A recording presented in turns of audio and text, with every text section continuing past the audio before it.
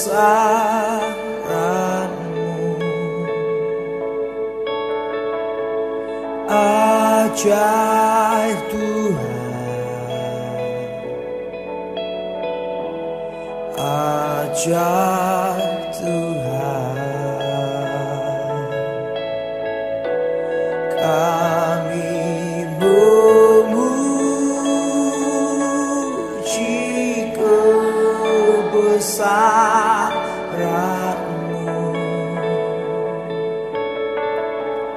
Ajaib Tuhan, ajaib Tuhan, kami memuji kebesaran-Mu. Ajaib, ajaib.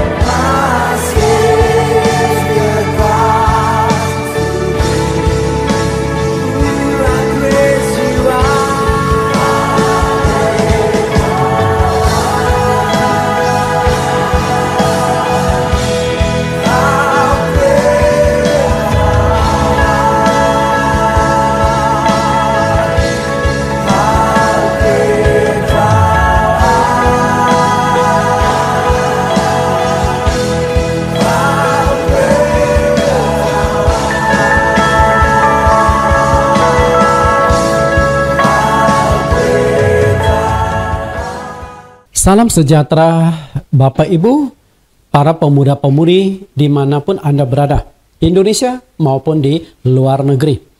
Kita bersyukur bahwa saat ini kita bisa mengikuti kembali ibadah live streaming.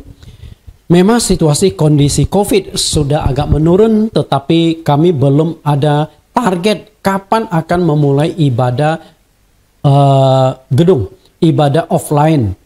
Karena itu hari ini kita tetap masih beribadah secara online lewat live streaming.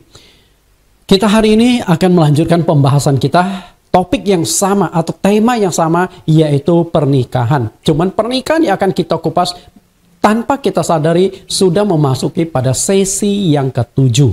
Saya sudah siapkan lebih daripada 10 sesi khusus membicarakan masalah-masalah tentang pernikahan. Hari ini kita akan kupas secara istimewa, yaitu pesta pernikahan di kota Kana dengan judul Anggur Baru Perkawinan di Kana. Waktu itu Yesus diundang hadir di dalam pernikahan itu. Setelah saya pelajari, ternyata banyak kebenaran-kebenaran yang terkandung di dalam perikop tersebut. Nah, sebelum kita mendengarkan kebenaran firman Tuhan, terlebih dulu kita akan mendengarkan pujian penyembahan yang akan dibawakan oleh Bapak Pendeta Jonathan Prawira.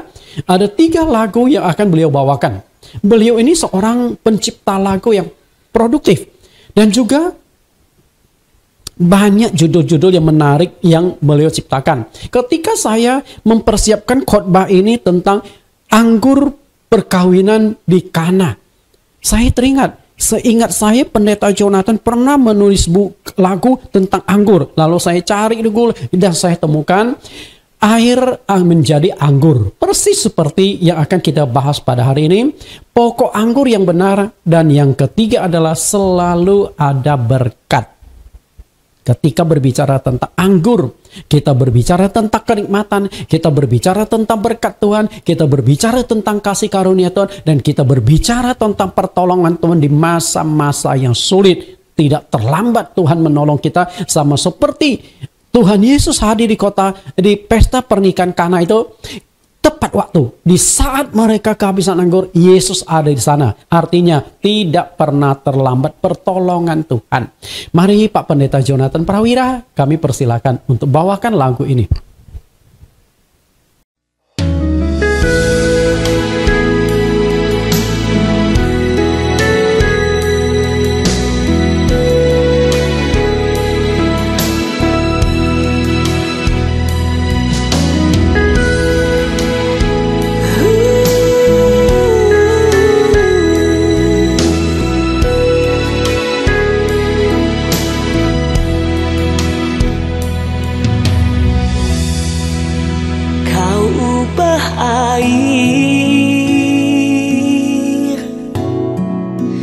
Menjadi anggur untuk menunjukkan kasih kuasa-Mu,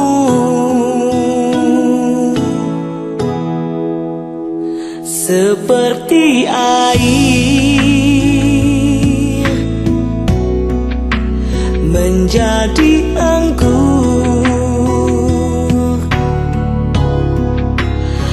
Sanggup pulihkan keadaanku.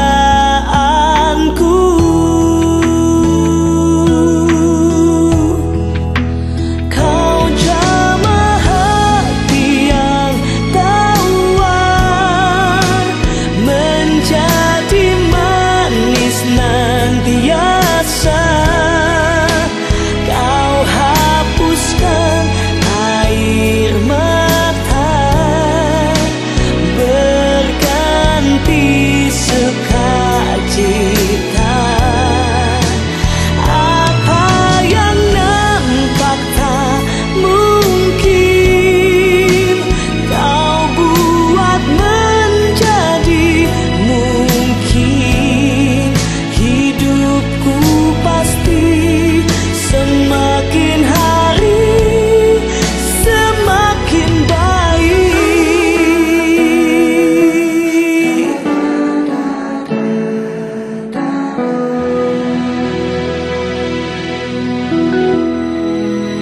Kau ubah air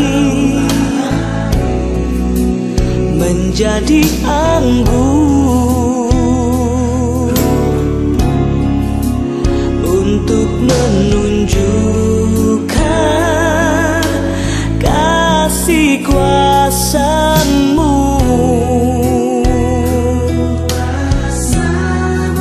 seperti air menjadi anggur.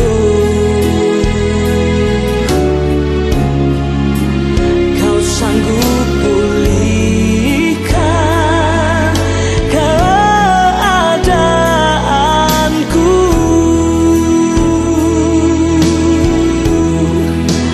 Kau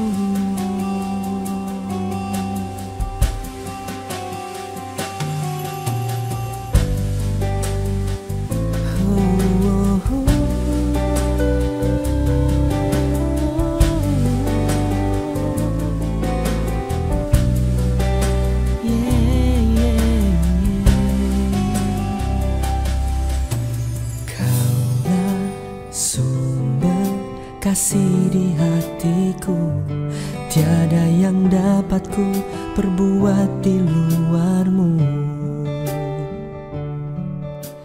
Kaulah sumber kuasa di hidupku, ku dapat hadapi semua bersamamu. Ku mau tinggal di dalammu, seperti kau di dalamku, sebab kaulah pokok anggur yang benar. Ku mau melekat padamu, saat kau membentukku agar berbuah indah bagimu.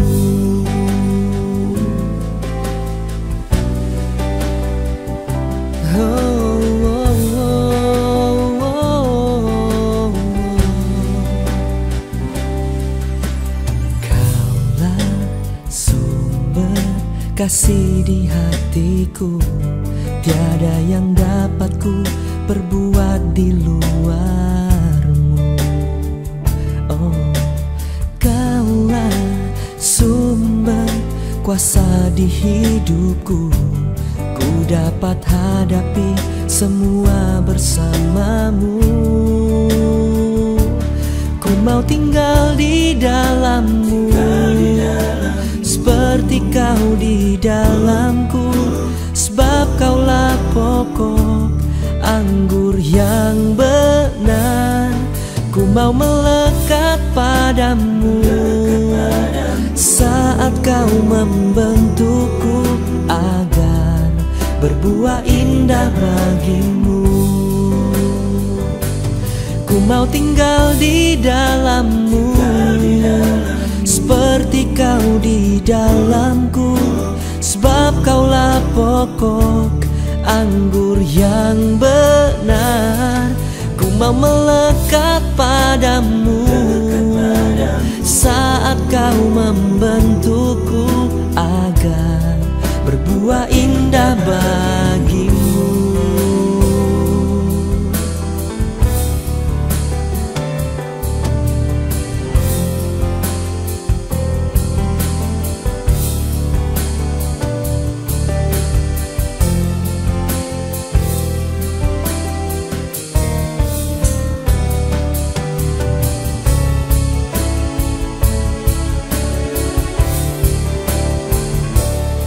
Mau tinggal di dalammu, seperti kau di dalamku, sebab kaulah pokok anggur yang benar.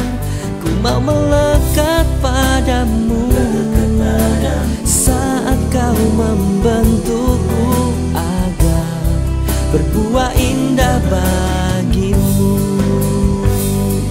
Ku mau tinggal di dalammu, seperti kau di dalamku, sebab kaulah pokok anggur yang benar. Ku mau melekat padamu, saat kau membentukku berbuah indah bagimu, agar berbuah indah bagimu, agar berbuah indah bagimu.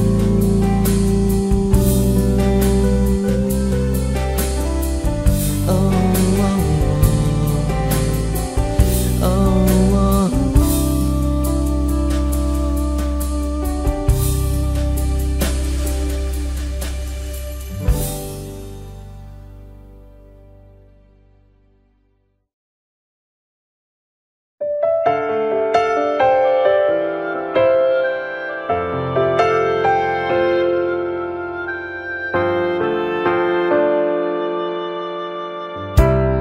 Kemanapun kakiku berjalan, tanah yang aku pijak dapat kau berikan.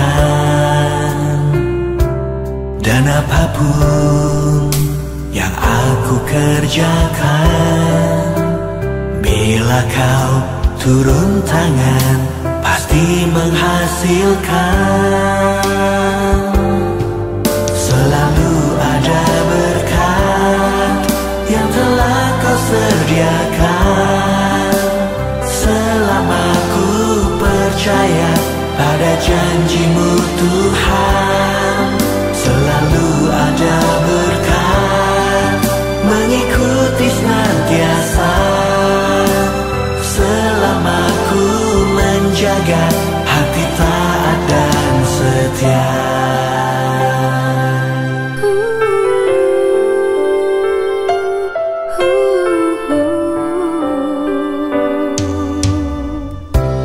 Kemanapun kakiku berjalan, tanah yang aku pijak dapat kau berikan. Dan apapun yang aku kerjakan, bila kau turun tangan pasti menghasilkan. Selalu ada berkat yang telah kau sediakan. Selama ku percaya pada janji-Mu Tuhan, selalu ada berkat mengikuti senantiasa. Selama ku menjaga hati taat dan setia.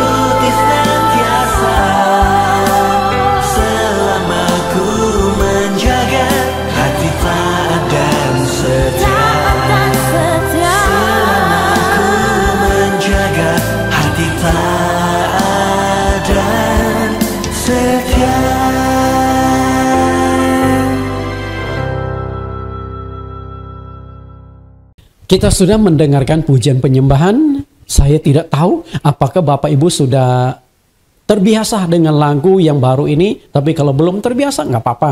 Yang penting kita nyanyi seadanya. Yang penting itu Tuhan melihat dasar hati kita. Kita memuji Dia, kita menyembah Dia. Semoga lagu yang penuh inspirasi ini menuntun kita, membawa kita masuk ke dalam persiapan untuk mendengarkan kebenaran firman Tuhan. Mari kita berdoa. Dalam nama Tuhan Yesus kami berdoa. Terima kasih Tuhan. Engkau baik, Engkau sungguh baik, dan bahkan Engkau maha baik. Situasi kondisi yang tidak terkendali karena COVID yang sudah melanda dunia 2 tahunan tidak menjadi rintangan bagi kami untuk tetap merasakan kasih-Mu, merasakan jamahan-Mu, sehingga kami dapat bersekutu dengan Engkau melalui ibadah. Walaupun kami terpisah jarak satu dengan yang lain, Engkau menitipkan hamba-Mu jemaat yang tersebar baik di kota Jakarta, Tangerang, Bekasi, bahkan di kota-kota yang lainnya, bahkan sampai ke luar negeri. Ini semua adalah anugerah-Mu, sehingga walaupun kami jemaat-jemaat simpatisan terpisah antar kota, antar negara, tapi kami bisa berjumpa kembali lewat teknologi yang diciptakan oleh manusia, yaitu live streaming ini. Kau pimpin kami Tuhan. Siapkan hati kami, telinga kami, mata kami, supaya yang akan kami dengar, yang kami lihat di layar, menuntun kami lebih memahami kebenaran firman-Mu. Demikian doa permohonan kami di dalam nama Tuhan Yesus Kristus. Amin. Kita lihat anggur baru perkawinan di Kana. Nah, saya akan mengajak Bapak Ibu untuk membaca perikop ini. Ini ayatnya hanya 11 ayat. Oke, 11 ayat. Yohanes pasal 2 ayat 1 sampai 11. Pada hari yang ketiga ada perkawinan di Kana yang di Galilea dan ibu Yesus ada di situ. Yesus dan murid-muridnya diundang juga ke perkawinan itu. Ketika mereka kekurangan anggur, ibu Yesus berkata kepadanya, mereka kehabisan anggur. Kata Yesus kepadanya, mau apakah engkau daripadaku, ibu? Saatku belum tiba. Tetapi ibu Yesus berkata kepada pelayan-pelayan, apa yang dikatakan kepadamu, buatlah itu. Di situ ada 6 tempayan yang disediakan untuk pembasuhan menurut adat orang Yahudi. Masing-masing isinya 2-3 buyung. Yesus berkata kepada pelayan-pelayan itu, isilah tempayan-tempayan itu penuh dengan air, dan mereka pun mengisinya sampai penuh. Lalu kata Yesus kepada mereka, sekarang cedoklah dan bawalah kepada pemimpin pesta. Lalu mereka pun membawanya.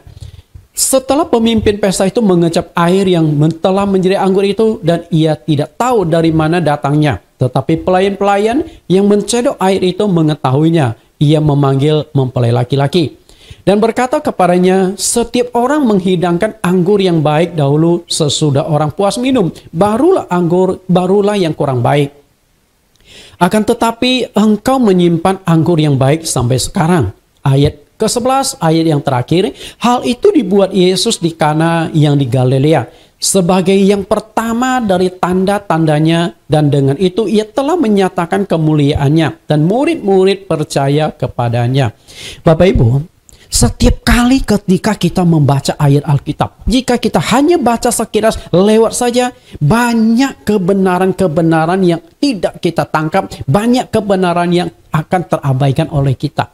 Seringkali juga kita mendengarkan suara Tuhan, ketika kita tidak peka, seringkali suara Tuhan itu kita lewat-lewat di dalam kehidupan kita sehari-hari. Sama juga peluang. Ketika kita tidak pintar menangkap peluang-peluang, jangan sampai peluang satu demi satu lewat di depan kita, kita biarkan lolos. Sekarang kita tidak melihat itu adalah peluang. Firman Tuhan itu kaya. Semakin kita gali, semakin dalam dan semakin dalam.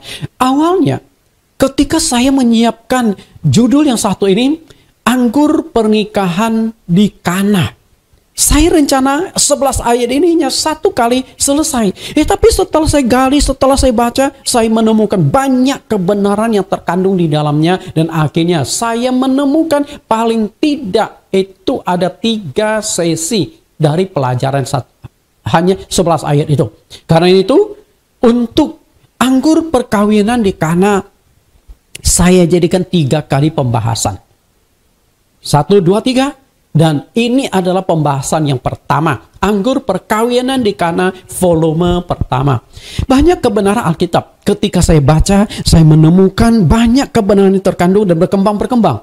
Sama seperti saya pernah membawakan topik doa malam terakhir di Taman Getsemani. Kalau Bapak Ibu belum pernah menonton itu bagus. Bagus. Bagaimana Yesus berdoa di Taman Getsemani dan banyak orang diberkati oleh kebenaran itu. Walaupun hanya 11 ayat juga. Persis 11 ayat juga. Setelah saya gali dan saya menemukan ada 7 episode doa malam terakhir di Taman Getsemani yang kaya akan pengajaran-pengajaran berharga. Karena itu, yang belum pernah menonton, silakan link di Jesus Christ Community, link YouTube kami. Oke, kita akan kupas yang ini. Anggur baru perkawinan di Kana volume yang pertama. Apa yang akan kita kupas di sini? Kita akan kupas ayat demi ayat kebenaran yang terkandung di dalamnya. Lihat Yohanes 2 ayat 1. Pada hari ketiga ada perkawinan di Kana yang di Galilea dan ibu Yesus ada di situ. Kalau Anda baca sekilasnya seakan-akan tidak ada sesuatu. Tapi ketika kita dalami kalimat, kita dalami kata, tanda baca sebaik, kita akan temukan. Nah, yang pengajaran pertama yang akan kita kupas di sini adalah ada perkawinan di Kana. Beda ya, Kana dengan Kanaan. Kalau Kana itu tanah yang dijanjikan bahasa Israel. Nah, Kana itu adalah bagian kecil dari tanah Kanaan itu. Kana. Dalam hidup manusia, itu ada 8 tahapan yang sangat penting. 8 tahapan, 8 fase kehidupan yang sangat penting. Fase pertama itu dimulai dari kelahiran. Semua orang akan mengalami nama fase ini. Setelah itu bertumbuh, berkembang besar, lalu fase masa kanak-kanak. Masa di mana anak itu ya hanya bermain, dunianya itu bermain. Mereka belum pikir untuk kehidupan, masa depan tangguh juga belum ada. Lalu fase yang kedua itu adalah masa pendidikan. Kan nggak mungkin jadi anak terus. Ada waktunya mereka akhirnya harus duduk di bangku sekolah. Kemudian fase yang ketiga masuk dunia kerja. Fase yang cukup panjang itu adalah fase pendidikan. Dari playgroup sampai lulus S1. Kalau dia mau lanjutkan S2, S3. Jadi memakan waktu itu bisa lebih dari 10 tahun. Nah setelah dia dapatkan ilmu sudah cukup. Lalu dia masuklah dunia kerja. Nah, ini fase cukup panjang juga. Kemudian di tengah fase 4 ini dunia kerja. Kemudian ada juga yang nama pernikahan. Dia menikah. Sudah ada uang, umurnya juga sudah cukup, lalu sudah temukan pasangan hidup, maka mereka akan masuk ke jenjang pernikahan. Apakah selesai? Waktu terus berjalan. Karena itulah siklus perjalanan hidup manusia. Setelah menikah, lalu sudah punya anak nih. Mulai sibuk nih, suami istri membesarkan anak. Dan itu juga nggak mudah. Suami mungkin sibuk cari uang, istri menjadi ibu rumah tangga, dua-duanya membesarkan anak, mendidik anak mereka. Setelah itu anak mulai bertumbuh besar dan mereka umur juga sudah makin tinggi. Nah inilah namanya fase tua. Setelah fase tua suatu saat berakhirlah fase kehidupan dengan kematian.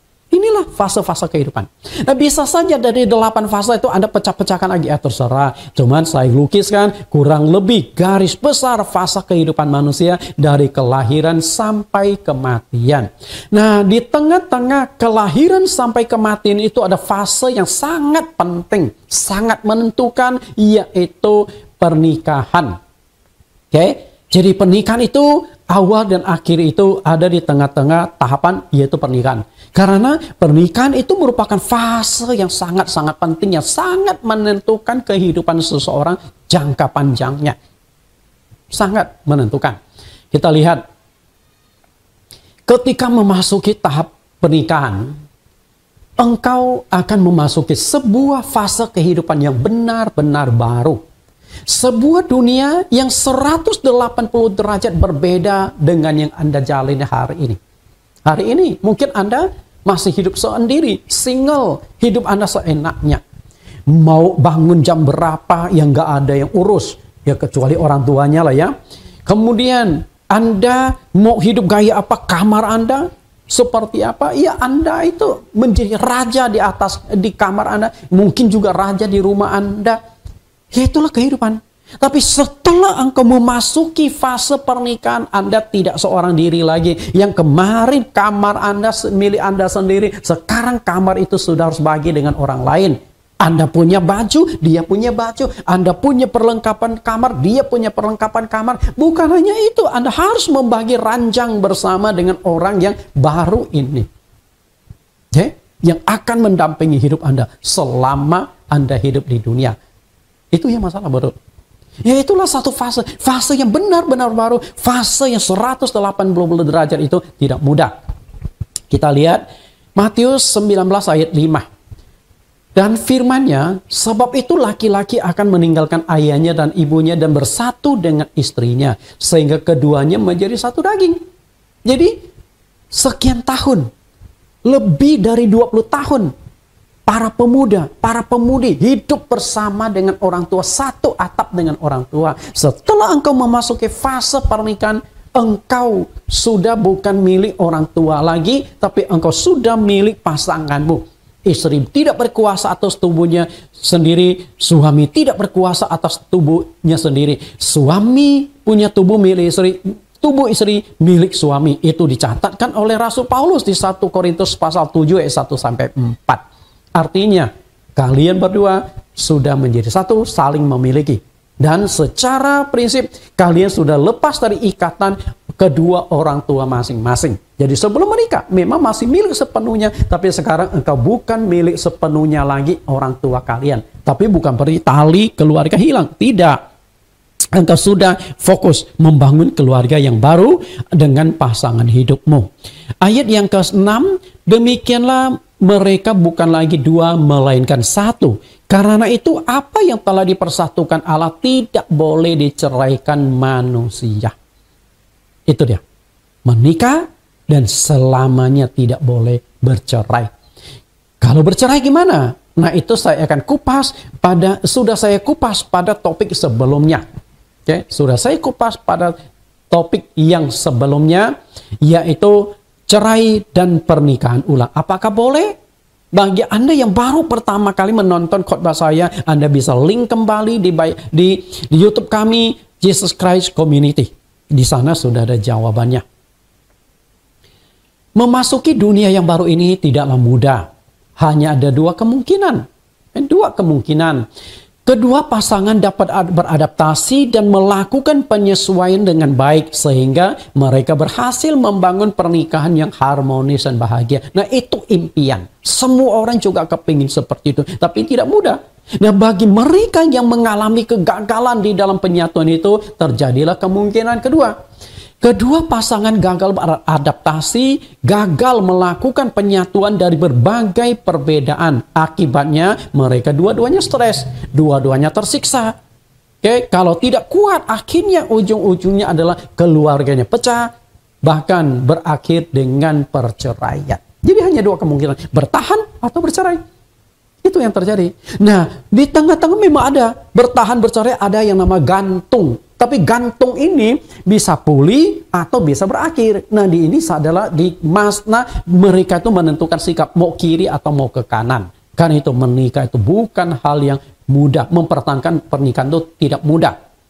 Kita lihat kembali Matius 19 ayat 10. Murid-murid itu berkata kepadanya, jika demikian halnya hubungan antara suami istri, lebih baik jangan kawin. Jadi setelah Yesus katakan kalau kalian sudah dipersatukan Tuhan tidak boleh bercerai. Nah, murid-murid kan membayangkan, susah sekali ya. Kalau nggak cocok gimana, guru? Tuhan, kalau ada konflik demi konflik gimana? Apakah tetap tidak boleh bercerai? Yesus berkata, apa yang sudah dipersatukan Tuhan tidak boleh diceraikan manusia. Lalu mereka berkata, kalau gitu, lebih baik jangan menikah. Artinya, murid-murid itu belum mengerti tujuan pernikahan itu apa. Nah, untuk mengerti tujuan pernikahan, silakan link kembali ke link by Jesus Christ Community. Yesus jawabnya, ayat 11, akan tetapi ia berkata kepada mereka, tidak semua orang dapat mengerti perkataan itu, hanya mereka yang dikarunia saja. Jadi Yesus mau tegaskan kepada muridnya, kalian nggak mau menikah? Oh silakan, tapi apakah kalian sudah pikirkan? Karena tujuan pernikahan itu murid-murid tidak tangkap. Apa sih tujuan pernikahan? Yang pertama, menghasilkan keturunan. Dan keturunan yang Tuhan kehendaki adalah keturunan yang kudus. Artinya bukan hasil kumpul kebo. Lalu yang kedua, untuk mendapatkan kebahagiaan. Karena di tengah penderitaan hidup ini, Tuhan masih memberikan kesempatan manusia bisa menikmati kebahagiaan. Dan yang ketiga adalah penyaluran biologis.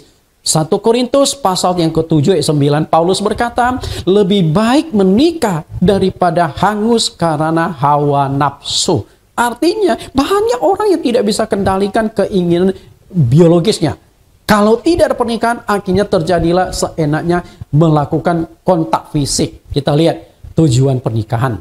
Mengapa murid-murid Yesus berkata, jika demikian halnya hubungan antara suami istri lebih baik jangan kawin. Karena mereka tidak menangkap tujuan dari sebuah pernikahan. Seperti yang saya katakan tadi, tujuan pernikahan itu ada 3, keturunan, kebahagiaan, dan biologis. 3 aja.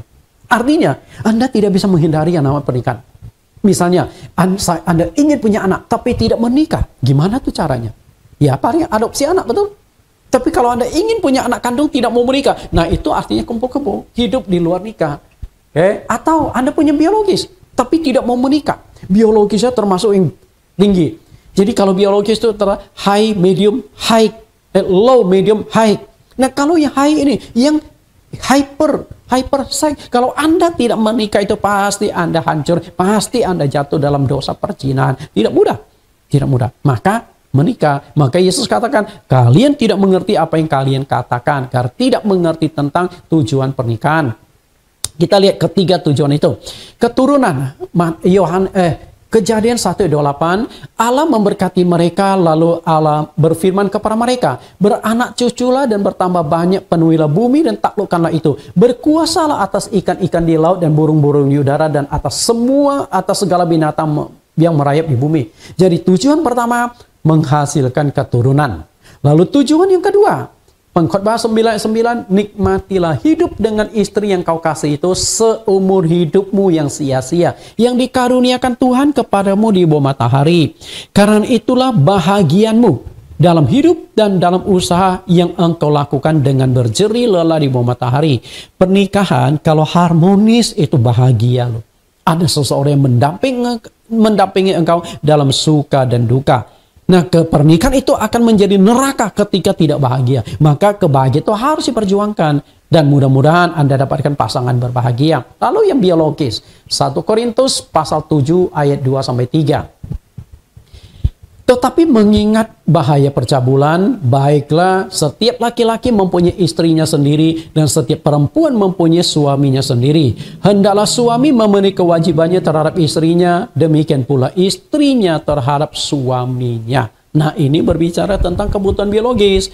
Jadi, untuk menyalurkan biologis itu, Tuhan sudah sediakan satu wadah, yaitu pernikahan. Kalau Anda tidak mau menikah tapi mau menyalurkan biologis, engkau pasti terjebak di dalam percabulan. Karena tidak ada ikatan. Ikatan pernikahan itu adalah membatasi engkau. Jangan sembarangan, jangan sembrono menyalurkan kebutuhan biologismu. Ada pasangan hidup.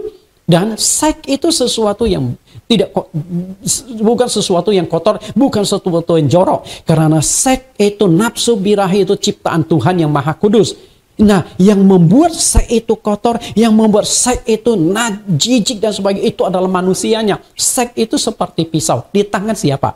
Kalau di tangan seorang ibu, pisau itu bermanfaat untuk motong daging, motong sayur, kupas buah di dapur. Tapi kalau pisau itu di tangan seorang penjahat, nah itu akan membahayakan, mencelakakan, bahkan membunuh. Seks itu seperti itu. Di tangan siapa dulu? Oke. Lalu ayat yang kedua. Yesus dan murid-muridnya diundang juga ke perkawinan itu. Ketika memulai pelayanannya, Yesus itu sangat sibuk untuk melayani orang-orang yang datang dan pergi silih berganti tanpa berhenti. Kesibukan yang dilakukan oleh Tuhan Yesus meliputi mengajar.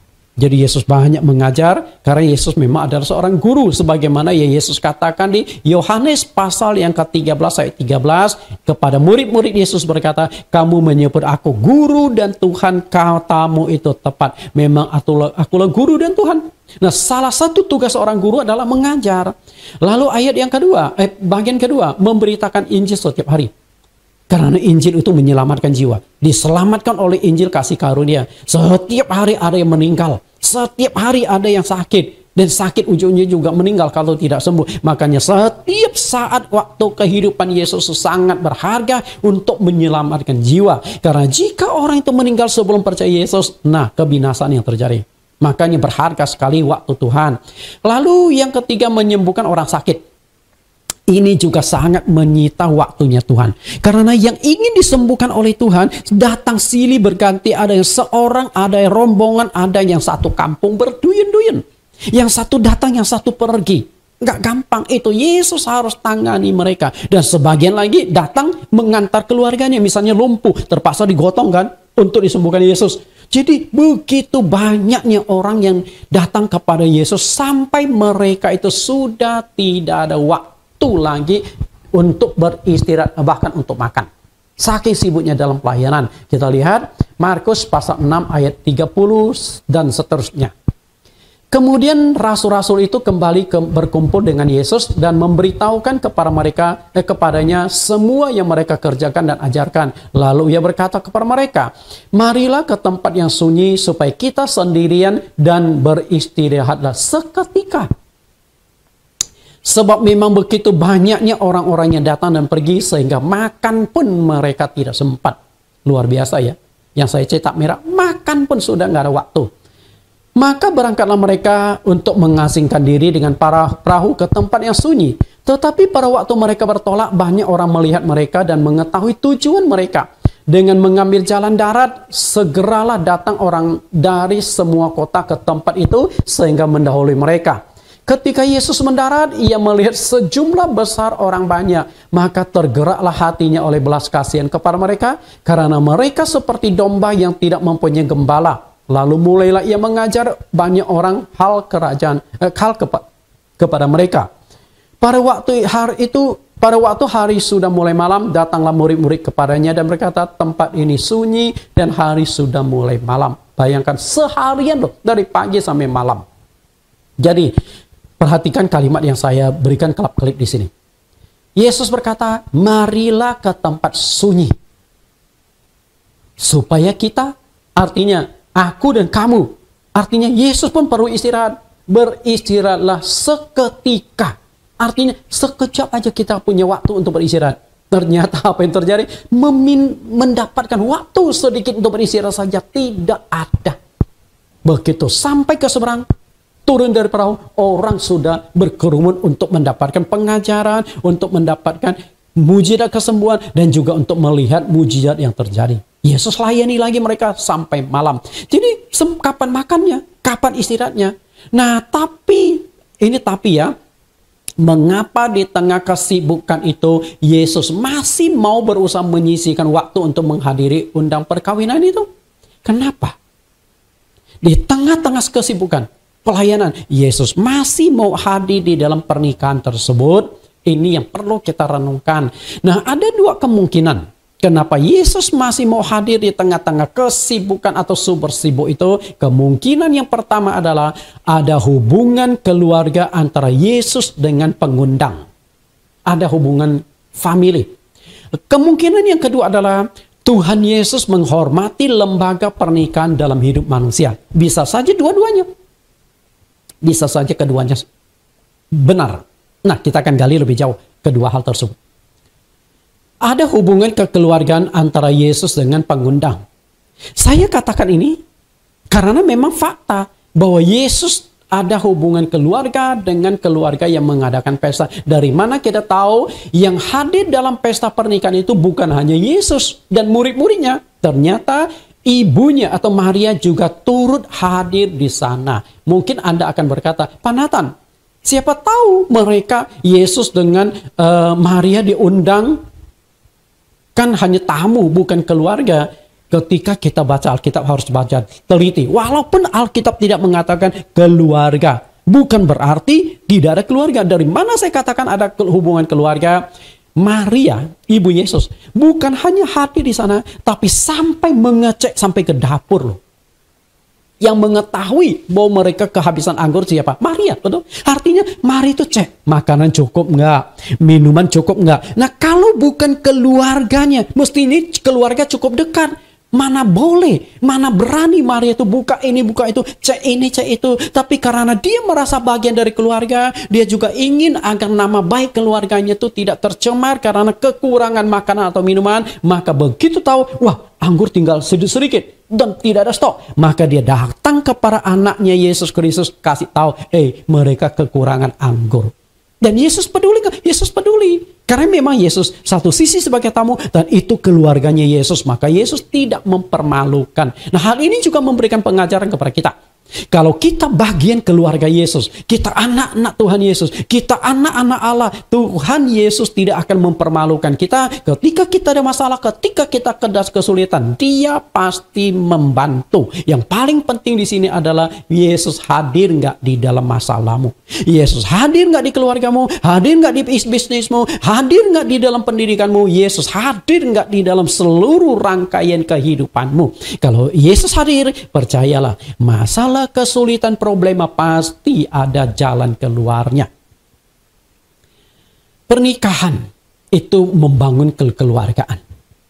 Jadi Yesus datang karena Yesus masih ada hubungan keluarga dengan yang mengadakan pesta. Nah, dari sini kita belajar satu hal. Keluarga, hubungan kekeluargaan terbangun adalah lewat pernikahan. Harus bedakan ya. Ada hubungan keluarga, ada hubungan pertemanan atau persahabatan, ada hubungan rekan bisnis, ada hubungan ya macam-macam hubungan. Jadi Di dalam hidup manusia itu ada 3 macam hubungan. Hubungan yang paling sempit itu disebut hubungan pernikahan. Tahu? Kasih apa itu? Ada kasih filia, ada kasih storge, kemudian kasih eros. Oke, kasih eros ada kasih antara suami istri yang terbangun melalui pernikahan. Lalu kasih yang kedua itu kasih storge, kasih keluarga. Nah, kasih yang ketiga itu adalah, atau hubungan yang ketiga itu adalah hubungan filia atau pertemanan, kenalan, rekan bisnis, itu filia. Itu masalahnya. Ada ruang lingkupnya. Nah, pembangunan kekeluargaan itu hanya bisa terjadi dalam eros dan storge. Eros itu hanya antar suami istri. Nah, storge itu sudah melibatkan anak lah, orang tua dan lain sebagainya. Antara kedua pasangan yang menikah. Nah, itu kekeluargaan terbangun. Inilah kasih eros. Lalu antara orang tua dengan pasangan masing-masing. Artinya di sinilah hubungan mertua terbangun. Misalnya saya menikah sama istri saya panggil orang tua saya, mama papa, itu mertua. Saya panggil orang tua mereka mama papa, tapi konteks mama papa mertua. Walaupun mama papa, tapi ada selipannya sedikit, yaitu mertua. Yang ketiga, antara kedua orang tua masing-masing. Yang awalnya tidak ada hubungan apapun, tidak saling kenal, tapi gara-gara anak mereka menikah, lalu terjalinlah hubungan besan. Kemudian antara kakak adik dari masing-masing pasangan. Nah, di sini terbangun hubungan ipar. Bisa tangkap ya? Nah, ini hubungan. Jadi pernikahan itu adalah membangun hubungan keluarga. Lalu hubungan yang paling besar itu adalah hubungan keluarga besar masing-masing. Nah, semua hubungan ini, 5 macam hubungan ini terbentuk lewat pernikahan. Jadi, Yesus hadir di dalam pernikahan karena Yesus ingin mengajarkan tentang nilai sebuah hubungan kekeluargaan. Kita lihat antara suami istri. Mereka terhubung menjadi pasangan. Inilah kasih eros. Lalu antara suami istri masing-masing punya ayah dan ibu. Suami punya ayah, istri punya ayah ibu. Nah, ketika mereka menikah, maka terjadilah sebuah hubungan silang. Nah, di sini disebut mertua. Lalu antara suami istri masing-masing punya kakak adik. Benar gak? Kakak adik. Nah, ketika mereka menjadi suami istri, terjadilah hubungan silang. Dalam hal ini adalah ipar. Ada kakak ipar, ada adik ipar. Betul? Lalu antara ayah dan ibu mereka yang tidak ada hubungan, lalu memiliki hubungan kekeluargaan melalui pernikahan tersebut. Nah, di sini muncullah yang namanya besan. Oke, bukan bosan ya. Bosan keluarga sama dia, bukan, besan. Nah, keluarga ayah dan ibu ada famili keluarga, suami punya ayah ibu punya famili lagi. Demikian pula istri punya ayah ibu punya famili lagi. Nah, disinilah yang disebut keluarga besar. Nah, inilah satu ruang lingkup pernikahan membangun sebuah keluarga besar. Makanya Yesus hadir karena ada hubungan kekeluargaan dengan orang yang mengadakan pernikahan itu. Inilah satu ruang lingkup pernikahan itu dibangun. Perhatikan gambar skema seperti ini. Unik ya. Saya juga pikir gimana cara gambar. Tuhan kasih petunjuk. Oh, begini-begini. Nah, gambar menarik juga. Akhirnya membentuk satu flowchart yang seperti ini. Sangat unik. Ini orsinil, ciptaan Nathan. Bukan contekan-contekan. Oke, inilah membangun sebuah keluarga. Pernikahan dalam membangun keluarga, karena itu Anda harus berusaha agar dapat menerima segala kelebihan dan kekurangan dari orang tua, kakak adik, keluarga terdekat, masing-masing pasangan. Kadang-kadang yang tidak bisa, yang salah dilakukan oleh pasangan suami istri adalah Anda mau terima dia, tapi tidak mau terima keluarganya. Mama papanya mungkin tidak suka dengan Anda, lalu Anda tidak mau dekat dengan mertua Anda. Padahal sudah mertua loh. Putus hubungan. Kan aneh. Banyak orang yang putus hubungan keluarga walaupun sudah menikah. Sayang, sangat disayangkan. Kemudian harus berusaha menjaga sikap dan menjaga nama baik dari keluarga pasangan Anda. Anda tidak sendiri lagi. Suami punya keluarga adalah keluarga istri. Istri punya keluarga adalah keluarga suami. Masing-masing harus berusaha menjaga nama baiknya. Jadi Anda tidak hidup sendiri loh. Kesalahan Anda akan berakibat dari keluarga besar. Bukan hanya keluarga besar Anda, tapi juga keluarga besar pasangan Anda. Harus mempunyai kesadaran dan ikut bertanggung jawab secara moral dan finansial atas masalah dan kesulitan yang dialami oleh keluarga dari pasangan Anda. Misalnya, keluarga istri ini, famili dari istri, ada masalah, kesulitan. Anda berkata, lah itu kan urusan keluargamu. Nah itu salah besar. Jangan ada alasan keluargamu. Jangan punya pakai istilah. Kalau keluargamu, berarti Anda belum menerima keluarga dari pasangan hidup Anda sebagai bagian dari keluarga Anda. Berarti pernikahan Anda masih bermasalah, masih salah. Prinsip pernikahan Anda belum mengerti. Kita lihat dia satu ilustrasi. Ada sepasang suami istri. Mereka baru menikah, kebetulan istrinya tuh ikut suami. Nah suami itu masih ikut dengan keluarga besar. Oke, nah mereka tidur, hidup bersama. Nah satu malam, ketika ini pengantin baru ya, ketika istrinya tengah malam kepingin ke kamar kecil, lalu keluar ke WC. Waktu dia keluar, dia melihat ada seekor tikus sedang memakan beras di rumah ini. Lalu istrinya berkata apa? Coba perhatikan kalimat ini. Perhatikan kalimat yang akan saya munculkan ya. Nah istrinya setelah itu datang para suaminya yang lagi tidurnya, dia bangunin. Hei papi, ada tikus makan beras keluarga kamu. Karena dia numpang ikut suaminya. Jadi bukan rumah dia, rumah mertuanya atau rumah suaminya. Dia berkata, ada tikus makan beras di keluargamu. Nah tapi setelah dia pikir, keluarga kamu. Waduh, bukankah keluarga dia juga sudah keluarga saya? Yaudah, besok-besok ada kemajuan nih. Kemajuannya begini. Dia temukan kasus yang sama. Tikus makan beras di tengah malam. Dia berkata pada suaminya, ada tikus makan beras di keluarga ini. Perhatikan ya, keluarga kamu, keluarga ini. Nah, selain kesempatan, terjadi lagi. Ada tikus makan beras keluarga kita. Nangkap nggak? Kenapa saya munculkan kalimat seperti ini? Kalimat seperti ini, keluarga kamu artinya hubungan itu masih jauh. Yang maklumlah baru menikah. Nah setelah itu harus lebih dekat lagi, lebih intim lagi. Keluarga ini nanti adalah keluarga kita. Jadi bukan beras, tikus bukan makan beras keluarga kamu lagi, beras keluarga kita. Kita bertanggung jawab. Nah disinilah membangun satu konsep tentang pernikahan. Sasaran akhir dari sebuah relasi, sebuah keluarga adalah keluargamu adalah keluargaku adalah keluarga kita berdua. Itulah prinsip pernikahan.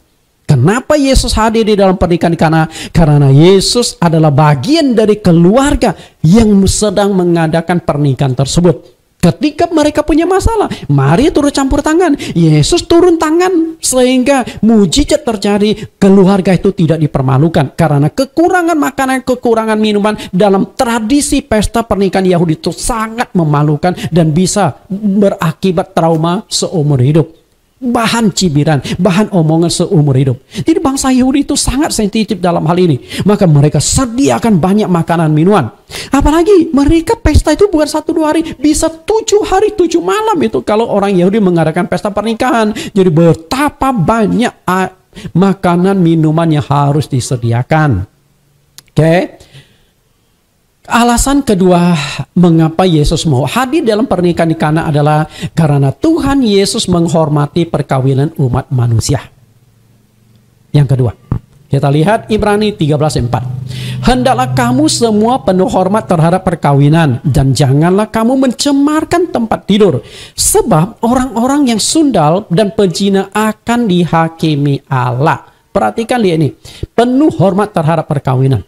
Kenapa di tengah kesibukan yang sangat-sangat sibuk, istirahat, makan aja nggak punya waktu, Yesus masih mau hadir di dalam pernikahan tersebut? Karena Yesus menghormati lembaga pernikahan. Di perjanjian lama, lembaga pernikahan itu adalah lembaga yang ditetapkan oleh Allah, lembaga yang pertama kali dibentuk oleh Allah di kehidupan manusia, yaitu Adam dan Hawa.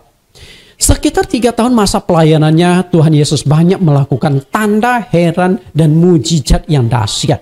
banyak sekali. Tetapi uniknya tanda mujizat pertama, ketika pertama kali Yesus lakukan mujizat, justru terjadi pada waktu pernikahan. Unik nggak? Apakah kebetulan? Ataukah memang sudah rancangan Tuhan? Coba lihat. Yohanes 2 ayat 11. Hal itu dibuat Yesus di Kana yang di Galilea sebagai yang pertama dari tanda-tandanya. Dan dengan itu ia telah menyatakan kemuliaannya dan murid-murid percaya kepadanya. Perhatikan tanda pertama. Artinya itu mujizat pertama. Pertama kali Tuhan Yesus mengadakan mujizat, justru peristiwa itu terjadi di pesta pernikahan. Unik kan? Artinya apa? Bagi Tuhan, pernikahan itu adalah hal yang sangat-sangat penting di dalam hidup manusia.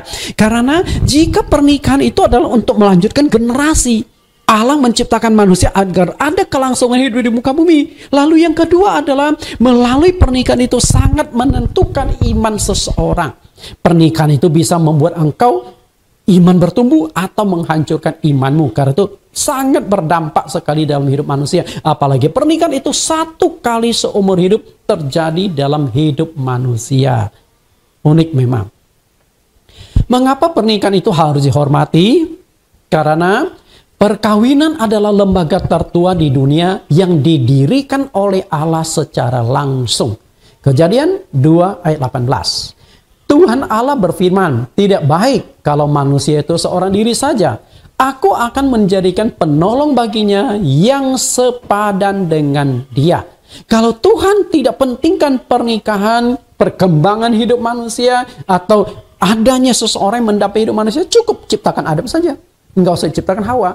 Kenapa diciptakan Hawa? Karena akan adanya kelangsungan hidup, adanya seseorang. Makanya Tuhan berkata, kalau Anda baca di Kejadian pasal 1, setiap kali Allah selesai melakukan penciptaan, hari pertama dikatakan sungguh baik ciptaan Allah, hari kedua sungguh baik ciptaan Allah. Tetapi di pasal yang kedua ada kata tidak baik.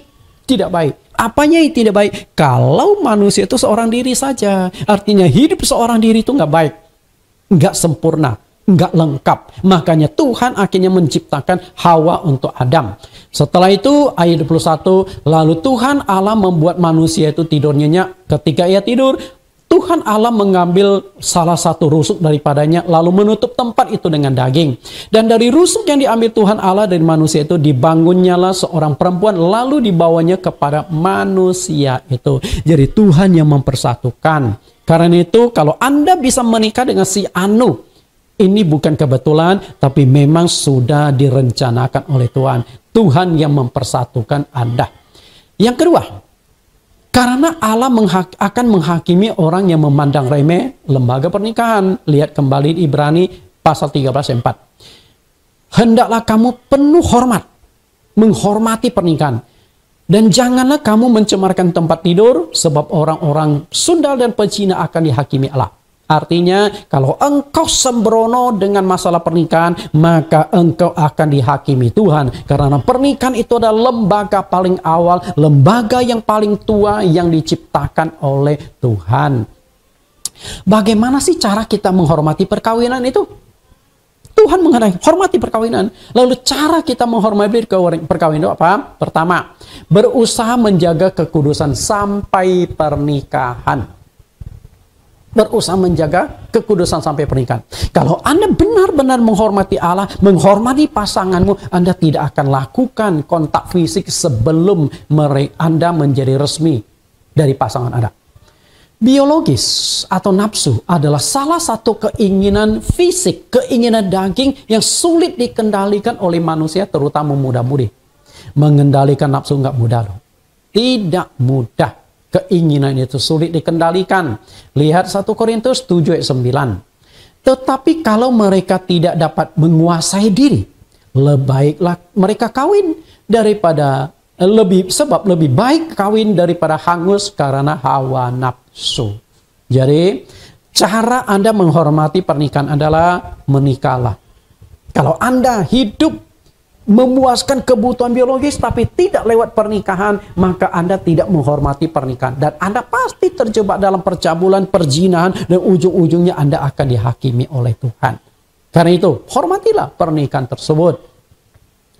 Karena itu, banyak sekali keluarga yang hancur karena tidak sanggup mengendalikan hawa nafsu, terjebak dalam perselingkuhan dan lain sebagainya. Nah, apakah mereka yang melakukan kekerasan seks, misal pelecehan, perkosaan, pelacuran, pornografi, dan lain sebagainya, mereka tahu nggak itu melanggar undang-undang negara? Tahu. Misalnya perkosaan. Nikmatnya hanya sekejap, sengsaranya seumur hidup.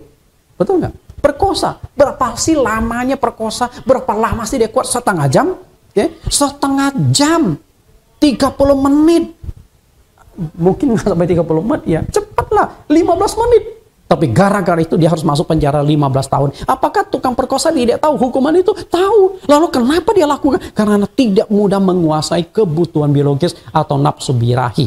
Apalagi setan yang bekerja, ya sudah, hancurlah. Karena itulah, lembaga pernikahan harus dihormati. Salurkanlah kebutuhan biologismu sesuai dengan firman Tuhan, yaitu punya pasangan hidup. Salah satu contoh adalah seperti yang terjadi di Korintus. Kita lihat Korintus kacau balau pernikahannya. Orang-orang Korintus sebelum mengenal Tuhan, kehidupan pernikahan mereka itu sangat kacau. Bahkan melebihi orang yang tidak beragama. Di mana kekacauannya? Lihat bagaimana kacaunya. 1 Korintus 5 ayat 1. Memang orang mendengar bahwa ada percabulan di antara kamu, dan percabulan yang begitu rupa seperti yang tidak terdapat sekalipun di antara bangsa-bangsa yang tidak mengenal Allah. Yaitu bahwa ada orang yang hidup dengan istri ayahnya. Kacau nggak? Kacau. Nah, hidup dengan istri ayahnya. Nah, hanya dua kemungkinan. Ibu kandungnya dikawini, dia berhubungan badan dengan ibu kandungnya, atau mungkin ibu tirinya. Baik, jangankan ibu tiri, jangankan ibu kandung, ibu tiri pun nggak boleh. Itu hak dari ayahnya. Dan itu sudah dilarang di hukum Taurat Musa. Tapi orang-orang Korintus lakukan itu. Memang kehidupan orang Korintus kacau. Ayat 5. Orang itu harus kita serahkan dalam nama Tuhan Yesus kepada iblis. Sehingga binasa tubuhnya agar rohnya diselamatkan pada hari Tuhan. Begitu marahnya Paulus. Mereka itu setan. Udah serahkan pada konco-konconya. Yaitu sesama setan. Karena tindakannya sudah seperti setan. Karena kalau orang sampai berhubungan badan dengan orang tuanya, ibunya, atau ibu tirinya, tidak ada bedanya dengan hewan. Betul nggak? Ayat 9, dalam suratku telah kutuliskan kepadamu supaya kamu jangan bergaul dengan orang-orang cabul. Artinya, jaga diri, pergaulan itu merusak kebiasaan yang baik. Hati-hati di dalam pergaulan. Bagi bangsa yang tidak percaya Tuhan, kekudusan bukan hal yang penting. Karena mereka tidak mengenal istilah yang namanya dosa. Tidak mengenal istilah dosa. Kisah Rasul 25, 21-25. Tetapi mengenai bangsa-bangsa lain yang telah menjadi percaya, supaya sudah kami tuliskan keputusan-keputusan kami, yaitu mereka harus menjauhkan diri dari makanan yang dipersembahkan kepada berhala, dari darah, dari daging binatang yang mati dicekik, dan dari percabulan. Itulah kehidupan orang yang tidak mengenal Allah. Makan darah bukan dosa, tapi bagi kita nggak boleh. Makan makanan persembahan berhala, mereka nggak masalah, kita nggak boleh. Dan termasuk juga percabulan. Artinya perzinahan kita tidak boleh. Tapi bagi mereka, bangsa-bangsa non-Yahudi yang belum percaya Tuhan, tidak ada pantangan bagi mereka dalam hal penyembahan berhala, minum darah binatang mati dicekik, dan percabulan. Artinya mereka tidak mengenal istilah dosa. Karena tidak mengenal istilah dosa, mereka tidak menghormati pernikahan. Kawin tidak cocok cerai, kawin lagi tidak cocok cerai. Nah, orang Kristen tidak boleh gitu. Karena kalau kita lakukan itu, kita tidak menghormati pernikahan dan akan dihakimi oleh Tuhan. Hanya orang yang hidup dalam kekudusan yang diperkenan dan dipakai Tuhan. Yesus menekankan kita hormati pernikahan. Dan kalau kita menghormati pernikahan, kita pasti menguduskan pernikahan kita untuk kemuliaan Tuhan. Dan kalau engkau bisa menjaga kekudusan, maka Tuhan itu pasti memakai engkau.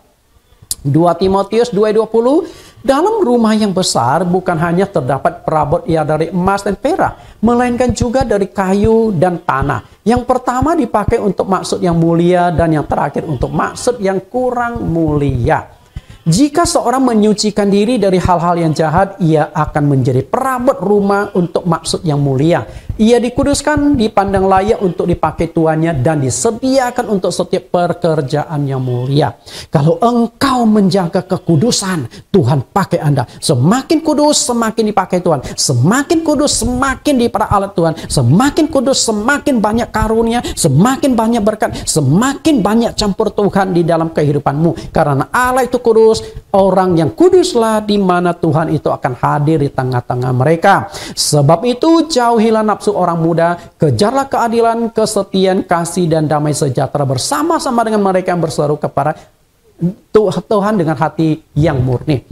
Kenapa Rasul Paulus tekankan ini? Rasul Paulus tekankan jauhilah nafsu orang muda.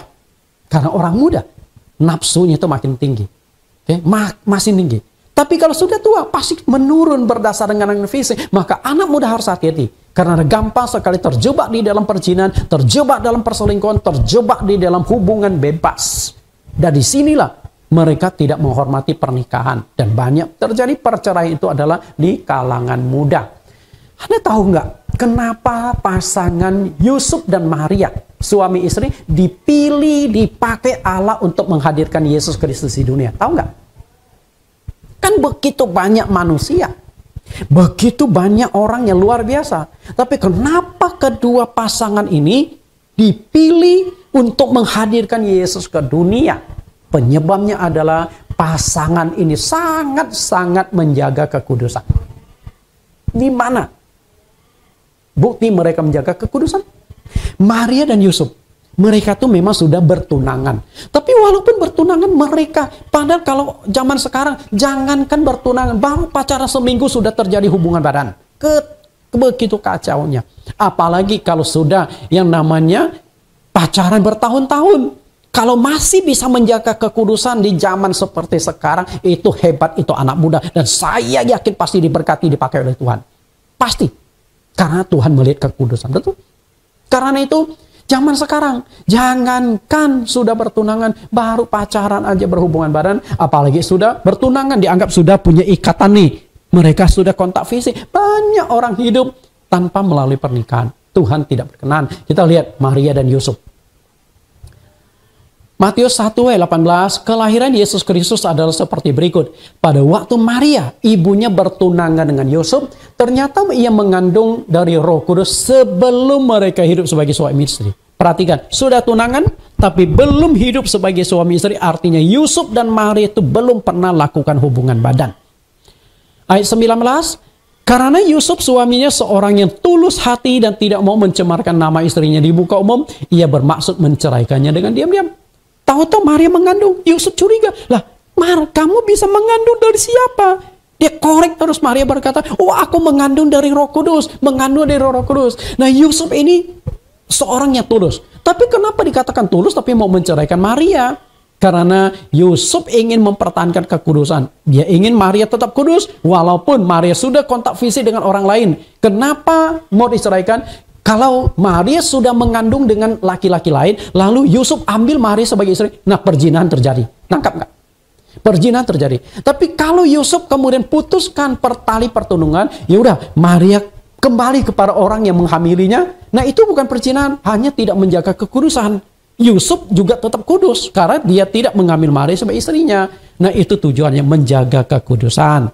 Dan apa yang terjadi setelah itu? Ketika dia mempertimbangkan maksud itu, lalu malaikat datang kepadanya.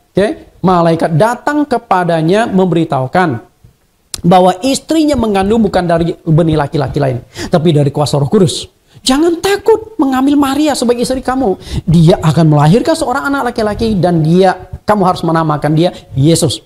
Nah setelah mendapatkan petunjuk dari malaikat, akhirnya Yusuf kembali terima Maria sebagai pasangan hidupnya. Tapi ada satu hal yang luar biasa. Perhatikan ayat 24. Sesudah bangun dari tidurnya, Yusuf berbuat seperti yang diperintahkan malaikat Tuhan kepadanya. Ia mengambil Maria sebagai istrinya. Lalu ayat 25 ini yang luar biasa.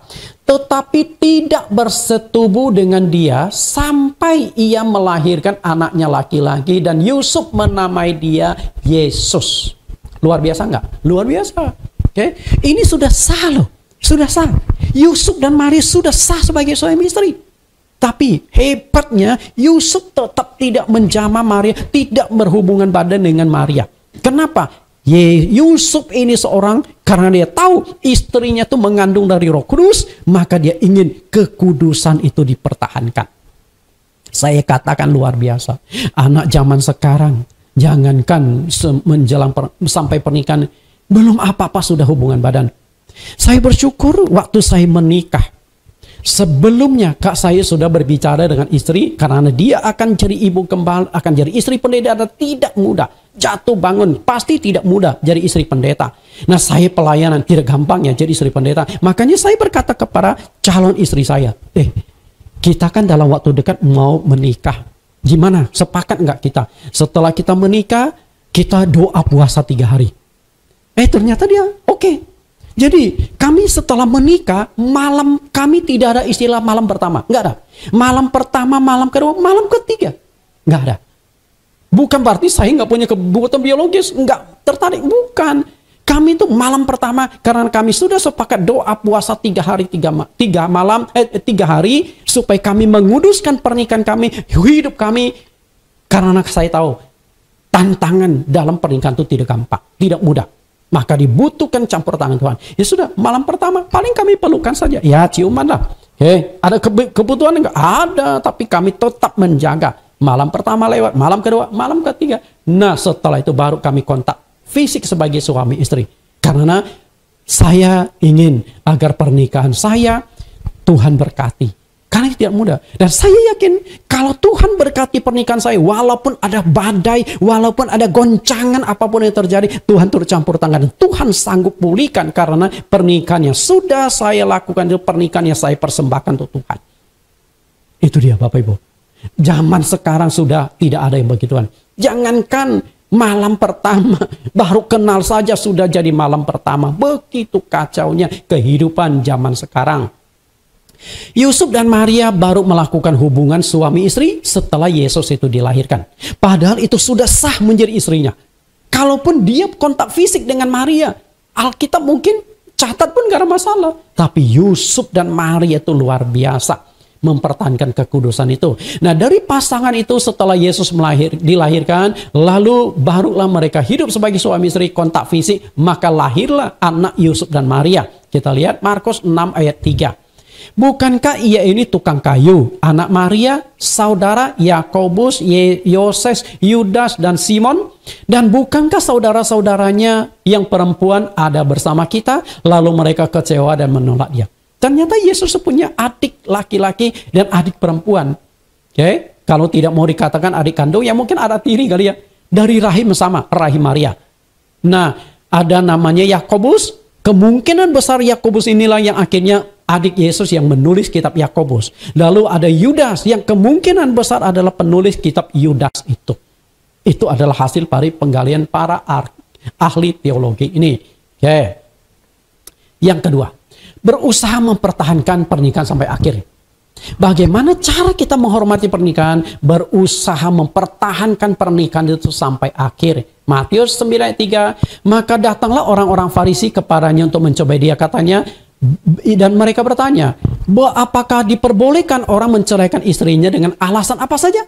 Bagaimana jawaban Yesus? Tidakkah kamu baca bahwa Ia yang menciptakan manusia sejak semula menjadikan mereka laki-laki dan perempuan? Dan firman-Nya, sebab itu laki-laki akan meninggalkan ayahnya dan ibunya dan bersatu dengan istrinya, sehingga keduanya menjadi satu daging. Demikianlah mereka bukan lagi dua, melainkan satu. Karena itu apa yang telah dipersatukan Allah tidak boleh diceraikan manusia. Cara kita menghormati pernikahan yang sudah dipersatukan Tuhan, apapun yang terjadi, bertahanlah, tidak boleh bercerai. Titik. Oke? Nah, kalau tidak boleh bercerai, gimana Pak? Nah, itu saya sudah jelaskan. Oke, kalau konflik yang sudah parah, tidak bisa dipersatukan lagi, kalian bercerai, tidak boleh menikah lagi seumur hidup. Oke? Kecuali salah satunya menikah dulu, baru Anda yang belakangan baru boleh menikah. Atau salah satunya berzina dulu, baru Anda boleh menikah. Kalau tidak boleh menikah lagi. Kalaupun Anda terpaksa bercerai, tetap Anda harus menghormati pernikahan tersebut dengan cara tidak menikah seumur hidupnya. Ayat 7, kata mereka kepadanya, jika demikian apakah sebabnya Musa memerintahkan untuk memberikan surat cerai jika orang menceraikan istrinya?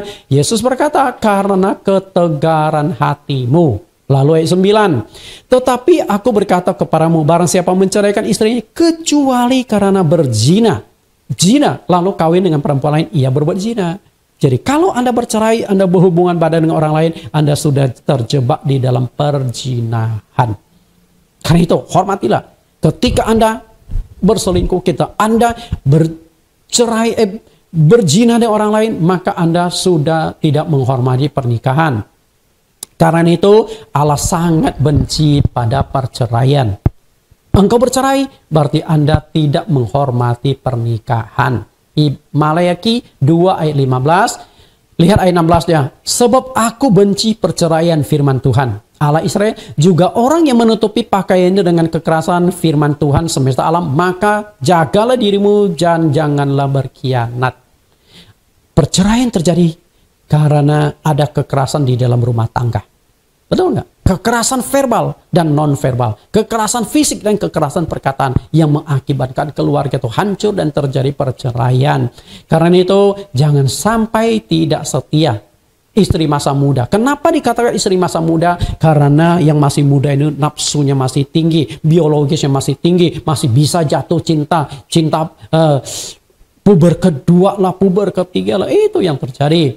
Nah, jika terjadi perceraian antara suami istri, tidak boleh menikah lagi. Jika Anda menikah, maka Anda terjebak dalam namanya perzinahan. Dan perzinahan itu sangat berat hukumannya. Ibrani 13 ayat 4, Allah akan menghakimi orang-orang yang berzina. Oke, menghormati pernikahan. Jadi, kalau sudah bercerai, gimana Pak?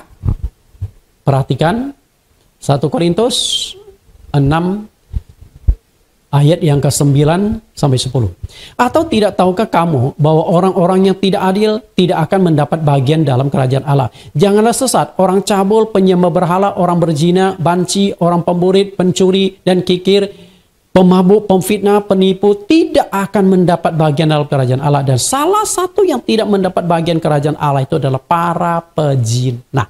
Jangan sampai ada berzina. Karena bukan hanya Anda tidak menghormati lembaga pernikahan, tapi Anda jatuh di dalam dosa yang sangat berat.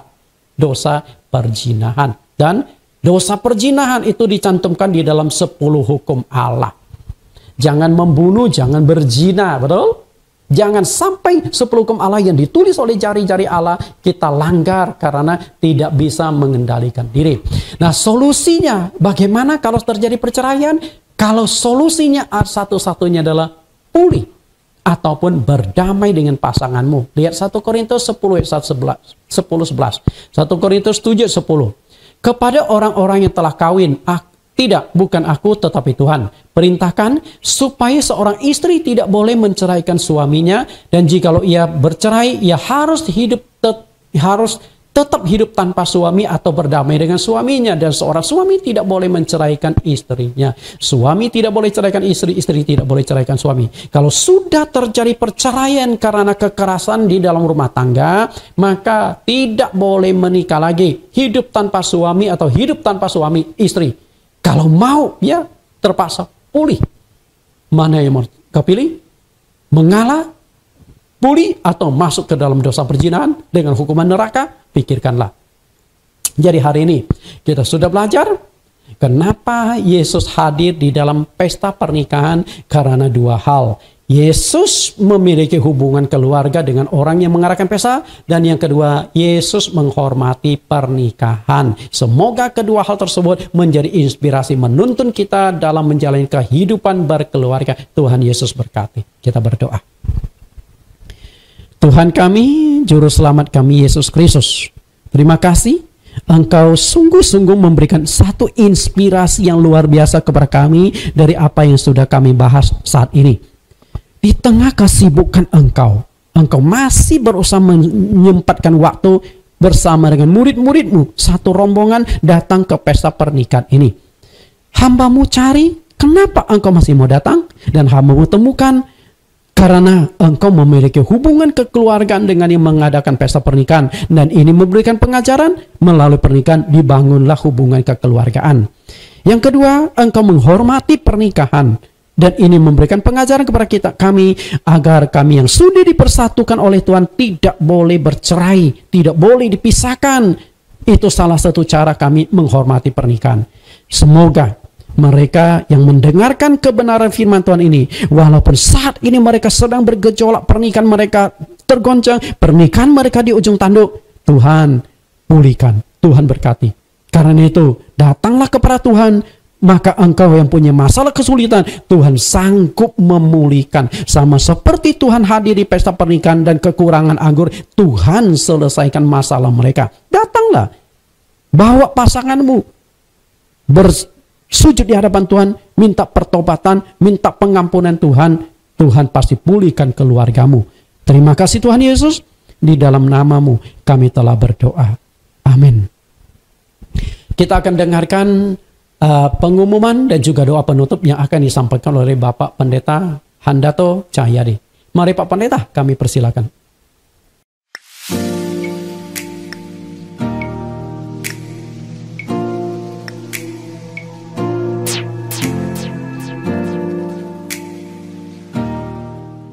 Atas nama pengurus jemaat simpatisan mengucapkan terima kasih kepada Pendeta Nathan Jurnawan atas pemberitaan firman Tuhan hari ini. Kiranya Tuhan selalu memberkati pelayanannya dan Pendeta Nathan dan keluarga. Bapak Ibu yang kami kasih, sebelum masuk dalam doa, ada beberapa pengumuman yang akan saya bacakan sebagai berikut. 1. Sekretaris Gereja JCC telah membuka pendaftaran baptisan untuk angkatan ke-22 bagi Bapak Ibu yang belum dibaptis atau yang ingin dibaharui pembaptisannya atau sesuai dengan Alkitab. Silakan daftar ke Pendeta Tony Hartanto 0813 8863 3968. Baptisan akan diadakan pada pertengahan November 2021. 2. Mengingat dampak pernikahan itu sangat besar dalam kehidupan jasmani dan rohani. Setiap jemaat dan masalah perkawinan yang begitu kacau di akhir zaman, maka ibadah live streaming setiap minggu Pendeta Nathan mengupas tema perkawinan secara berseri. Minggu depan seri ke-8, judul yang akan dikupas adalah Anggur Baru Pernikahan di Kanaan 2. 3. Karena kondisi COVID-19 sudah agak menurun di Jakarta, maka gereja JCC akan segera membuka ibadah offline, ibadah tatap muka khusus untuk pengurus dan aktivis gereja JCC setiap awal bulan minggu pertama sebulan sekali jam 10 sampai jam 12 di rumah Pendeta Handato, Jalan Pulau Putri 7, Blok O1, nomor 47, Modern Tangerang. B. Ibadah offline untuk jemaat umum setiap minggu jam 16 sampai jam 18 di Rukomoy, Blok M3, San Francisco Bay, Kelapa Gading, mulai tanggal 3 Oktober. Walaupun ibadah offline tetap tatap muka mulai diadakan, untuk sementara ibadah live streaming tetap berjalan seperti biasa tiap minggu. Sinode kita Gereja Yesus Kristus Allah Esa telah membuka link YouTube yang khusus membuat pengajaran doktrin dengan nama Sinode GYAE. Topik pengajaran pertama yakni sakramen pembasuhan kaki yang terdiri dari 5 sesi telah selesai diupload. Silakan kunjungin link YouTube Sinode GYAE. Segera menyusul topik sakramen baptisan air yang terdiri dari 8 sesi. Mari kami sehati doakan jemaat yang sakit. 1. Jemaat yang sakit Bong Jijung, Papa Pendeta Nathan kena stroke dan dirawat di rumah. Pendeta Stefanus ginjal dan stroke. Ko Ameng asam lambung. Ibu Nagawati, Ibu Fani, mamanya dari Pak Kowindi kena kanker. Ibu Yanto Hartolo, Pak Felix kena paru-paru. 2. Kondisi COVID-19 yang masih tinggal di dunia tinggi di dunia maupun di Indonesia, agar pelaksanaan vaksinasi di Indonesia dapat berlangsung dengan cepat dan tertib. 3. Keamanan dan kedamaian di Indonesia, khususnya TNI dalam menghadapi kelompok bersenjata di Papua. 4. Pembelian gedung gereja ibadah JCC. 5. Pengajuan dan pengurusan dana kemanusiaan Yayasan Servia dari luar negeri akan dilancarkan semuanya. Sebelum kami akhiri ibadah, mari kita terima berkat dari gembala kita, Nathan Jurnawan. Atas Tuhan Yesus memberkati. Kita sudah mendengarkan doa dan juga pengumuman. Kita akan akhiri ibadah kita. Mari angkat tangan saudara-saudari. Kasih yang sempurna, kuasa yang ajaib, kemuliaan yang kekal akan turun dari surga oleh kuasa Roh Kudus ke atas keluargamu masing-masing. Maka pernikahanmu akan diberkati Tuhan, pasangan hidupmu diberkati Tuhan, rahimmu diberkati Tuhan, anak-anakmu diberkati Tuhan, semua yang ada di dalam keluargamu diberkati Tuhan. Tuhan akan turun memberikan sukacita, memberikan damai sejahtera, memberikan keharmonisan di dalam keluargamu, baik antara suami istri maupun orang tua dengan anak-anak. Tuhan hadir senantiasa dari saat ini sampai selama-lamanya. Kita akhiri dengan satu pujian ref Rumah Doa.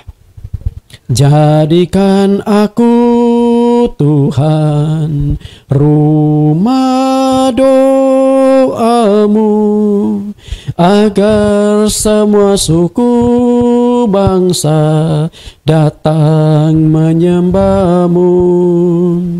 Jadikan aku Tuhan rumah doamu, agar semua suku bangsa datang menyembahmu. Jadikan aku Tuhan rumah doamu, agar semua suku bangsa datang menyembahmu. Jadikan aku Tuhan rumah doamu, agar semua suku bangsa datang menyembahmu. Amin. Seperti lagu tadi, jadikanku rumah doa. Semoga keluarga yang kau bangun adalah rumah doa untuk kemuliaan Tuhan. Kita bertemu di minggu depan dengan tema yang sama, pernikahan, di sesi yang ke-8, anggur baru, pernikahan di Kana volume 2. Tuhan Yesus berkati.